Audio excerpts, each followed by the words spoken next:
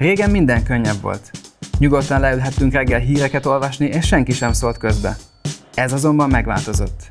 Manapság már nem olvashatjuk át a híreket anélkül, hogy az úgynevezett tényellenőrök eldöntenék helyettünk, hogy mi igaz és mi hamis. De kik ezek a tényellenőrök? Honnan jöttek, és egyáltalán megbízhatunk-e bennük?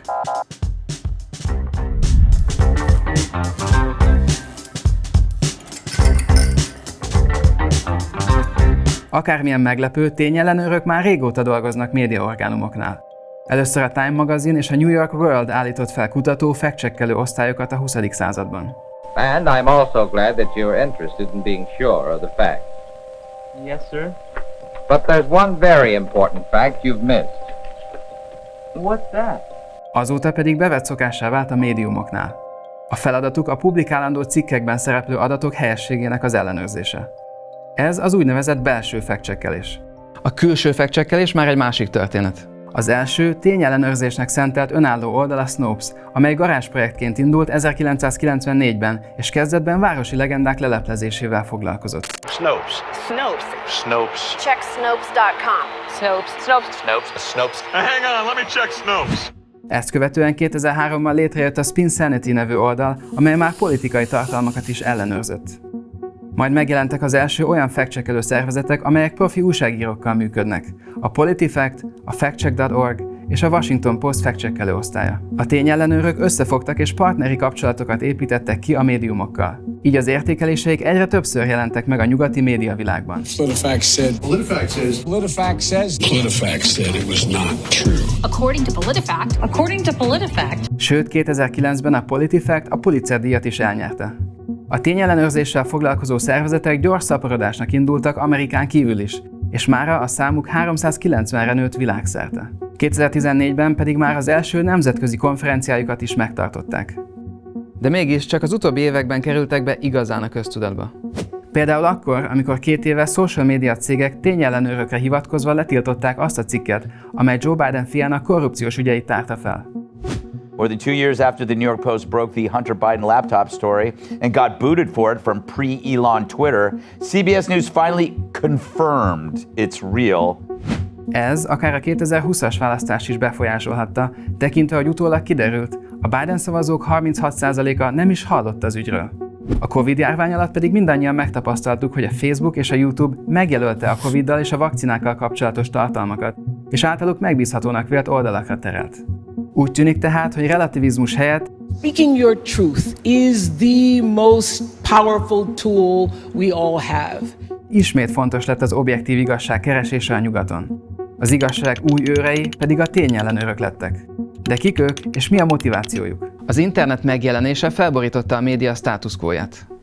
Az emberek már nem csak mainstream orgánumok hasábjairól tájékozódhattak, hanem alternatív médiumok oldalairól és internetes blogokról is.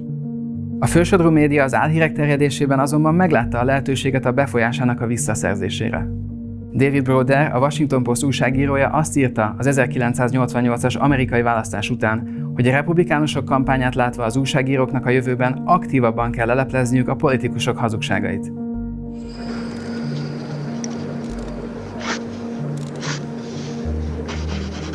A factcheck.org és a PolitiFact később elismerték, hogy Broder inspirálta az elindulásukat. Így nem csoda, hogy a politikai fact-checkelés egyik katalizátorának a 2016-os amerikai választást tekintik.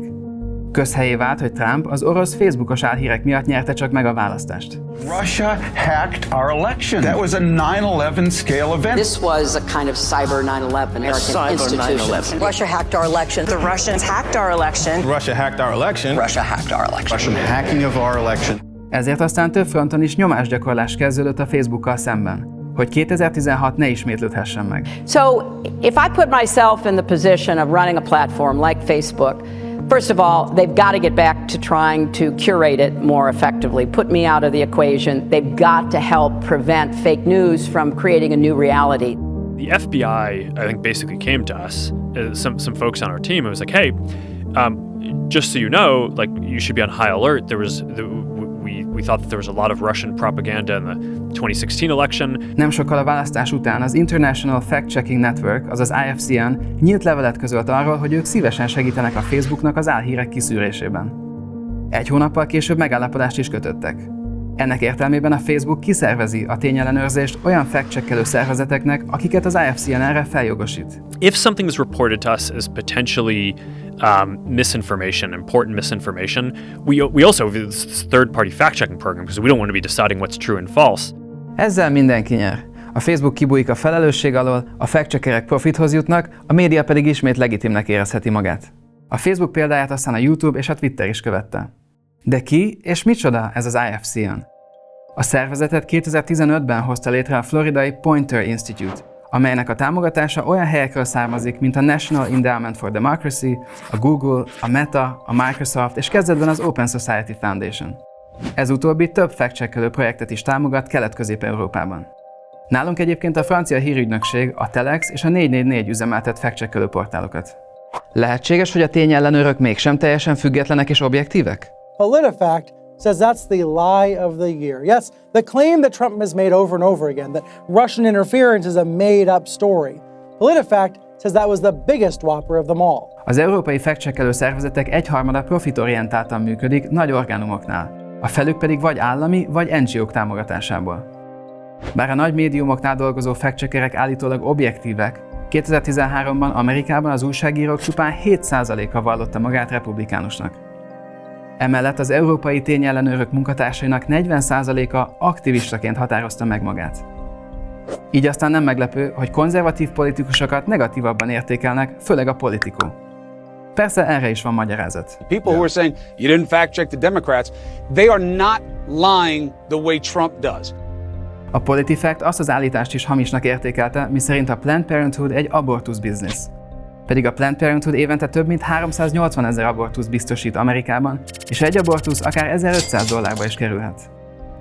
De a fact-checkerek akkor is Biden segítségére siettek, amikor az elnök az új világrendről beszélt. And now is the time when things are shifting. There's going to be a new world order out there, and we've got to lead it. Nehogy valaki rosszra gondoljon. Sőt, a Snopes odáig süllyedt, hogy egy nyíltan szatirikus viccoldalt is fact-checkelni kezdett. Pedig elég egyértelmű a helyzet. A Google pedig kénytelen volt az elindítás után nem sokkal felfüggeszteni a fact-checkelő funkcióját, miután kiderült, hogy szinte csak konzervatív oldalakat jelölt meg. A tényellenőrzés tehát látszólag igen szubjektív. Michael Dobbs, a Washington Post fact-checkelő részlegének a létrehozója be is vallja, hogy a politikai fact-checkelés nem más, mint a politikai narratíva irányításáért folytatott harc egyik szakasza. A Facebook 2021-ben egy per során ismerte be, hogy a tényellenőrzés gyakorlatilag vélemény. Glenn Kessler, a Washington Post fact-checkelője pedig azt mondta, hogy a tevékenységük alapvetően szubjektív. Ezek után nem csoda, hogy az emberek mindössze 29%-a tartja megbízhatónak a politikai fact-checkereket. Ez persze nem jelenti azt, hogy ne lennének álhírek. Azonban ennek az eldöntését nem biztos, hogy olyanokra kell bíznunk, akik liberális véleményújságírás folytatnak tényellenőrzés gyanánt. Máskülönben a fact-checkelők is fact-checkelésre szorulnak. Köszönjük, hogy megnézted ezt a videót! Kövesd az Axioma tartalmait YouTube, Facebook, Instagram, Twitter és TikTok csatornáinkon, vagy látogass el honlapunkra, az axioma.hu-ra, ahol a hírlevelünkre is feliratkozhatsz.